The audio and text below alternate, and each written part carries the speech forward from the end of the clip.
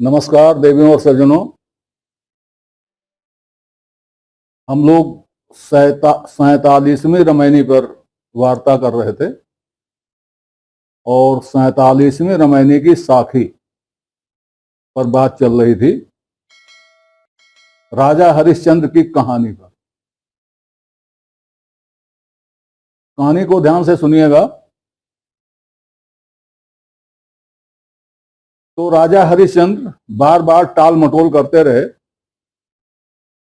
उन्होंने बच्चे की बलि वरुण को नहीं दिया। वरुण ये समझ गए कि ये राजा मक्कारी कर रहा है, तो उन्होंने राजा को श्राप दे दिया कि जा तुझे जलोदर रोग हो जाए। जलोदर रोग बड़ा भयंकर रोग होता है या होता था, इसके बारे में मैं ज्यादा नहीं जानता। अब मेरा अनुमान ये लगता है कि जैसे उदर में वायु विकार हो जाता है तब जो कष्ट होता है, उससे कुछ अधिक ही कष्ट उदर में जल भर जाने के नाते होता रहा होगा। खैर, रोहित भी बड़ा हो गया था। उसको मालूम हो गया कि मेरी बलि दी जानी थी और मेरे पिताजी नहीं दे रहे हैं। किसी न किसी दिन या तो पिताजी मजबूर हो जाएंगे मेरी बलि देने के लिए, अपने दुख के कारण, रोग के कारण, या वरुण देवता तो वरुण देव है, किसी दिन किसी न किसी बहाने हमको ले ही लेंगे। वो घर छोड़ के भाग निकला और जंगल चला गया। जंगल जंगल घूमता रहा। जब कभी वो थकता तो इंद्रदेव प्रकट हो जाते और उसे चलने के लिए कहते। ये जो प्रसिद्ध मंत्र है चरैवित, चरैवित, यह इसी कहानी का मंत्र है और बहुत महत्वपूर्ण मंत्र है। खैर, बहुत दिनों बाद घूमते घामते वो एक जंगल में किसी झोपड़ी के पास पहुंचा।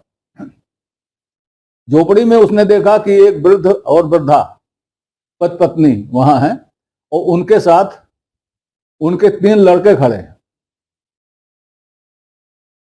रोहित ने वृद्ध सज्जन से कहा, अपनी कहानी बताई और कहा ऐसा है कि आपके 3 हैं, मेरे पिता के खाली 1 है। आप एक मुझे दे दें, बदले में पैसे ले लें। तो उस वृद्ध ने बड़े लड़के का हाथ पकड़ा, कहा इसको नहीं दूंगा। मां ने छोटे का हाथ पकड़ा और कहा इसको नहीं दूंगी। बीच वाले का हाथ पकड़ने वाला कोई नहीं रहा। तो ये एक तरह से मौनम स्वीकार लक्षणम वाले तर्क से ये हो गया कि बिचले को दे रहे हैं। तो रोहित ने 100 दिनार दिया और बिचले को खरीद लिया, लेके चला आया। ये सज्जन जिनके 3 पुत्र थे, इनका नाम अजीगर्त था, अजीगर्त, और ये ऋषि हुए हैं। वेद में इनके मंत्र हैं। खैर, अब वो आ गए राजधानी। बाप से अपने बताया कि ऐसे ऐसे मैं ले आया हूं, मेरे बदले में इसकी बलि दे दीजिए, मैं खरीद लाया। राजा गदगद। उन्होंने यज्ञ ठान लिया। यज्ञ में मुख्य यज्ञकर्ता के आसन पर विश्वामित्र बैठे और यज्ञ कराने वशिष्ठ भी आए और कई ऋषि आए रहे होंगे। अब यज्ञ में क्या होता है कि जो बलि देने वाला जो जानवर होता है उसको पहले नहलाया जाता है। तो नहलाने के लिए कोई तैयार नहीं हुआ। जितने लोग थे वहां इकट्ठा, जनता से लेकर के ऋषि तक, नहलाने के लिए कोई तैयार नहीं हुआ। उसी भीड़ में वो अजीगर्द भी बैठा हुआ था, लड़के का बाप।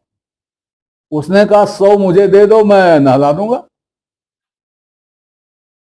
तो उसको दिया गया और बाप ने बेटे को बल के लिए नहला दिया। उसके बाद बांधने की बात आई खंभे में, तो बांधने के लिए कोई तैयार नहीं हुआ। तो फिर उसी बाप ने कहा 100 दे दो, मैं बांध दूंगा, और उसने बांध दिया। जैसे विधिपूर्वक बांधा जाता है बलि पशु को, वैसे ही बांध दिया। जब बांध दिया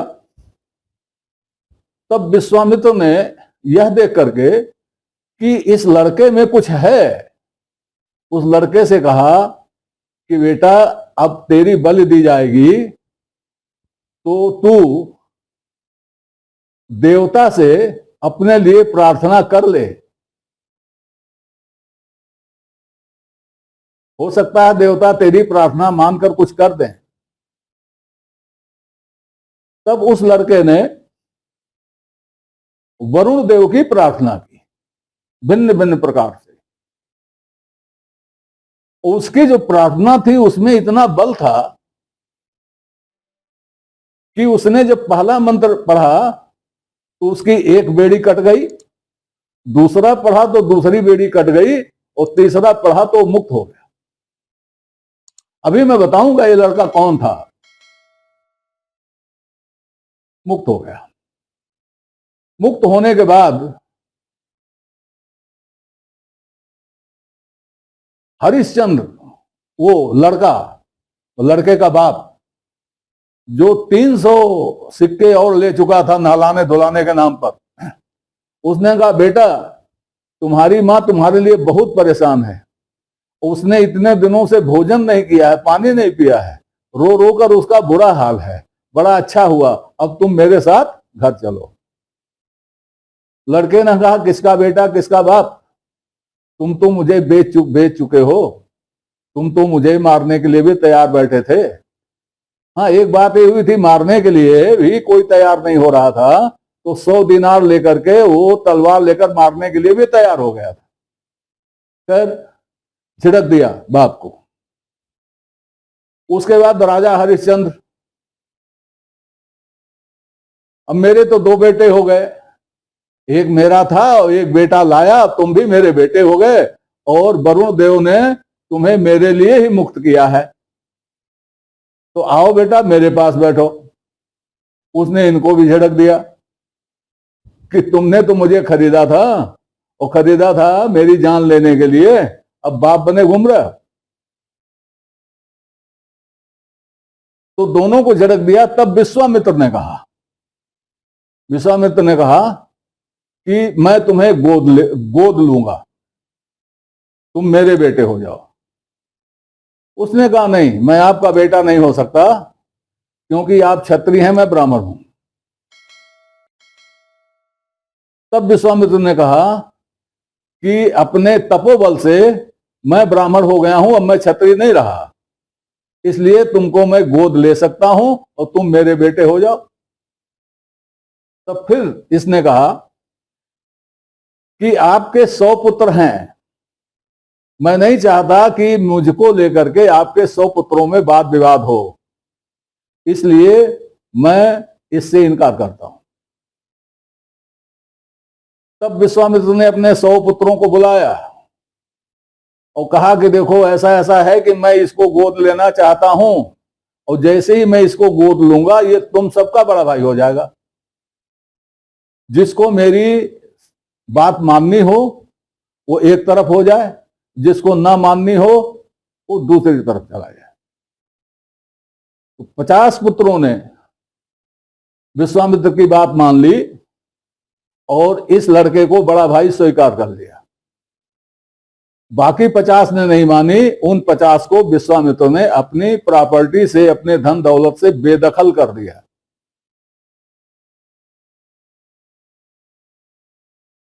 यह लड़का, इसका नाम सुना सेप था।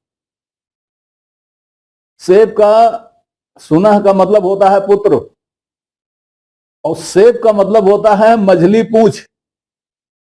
बच्चों के नाम पहले ऐसे रखे जाते थे, छोटका बड़का। तो वैसे ही उस ऋषि के 3 पुत्र थे।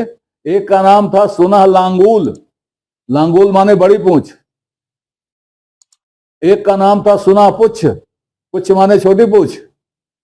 और इसका नाम था सुना सेप, सुना सेप माने मझली पूंछ। तो मझला लड़का था ये।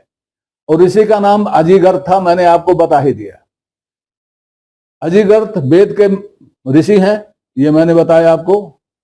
और सुना सेप वेद का प्रकांड ऋषि हुआ। और वेद में सुना सेप का परिचय जो है 2 तरह से है।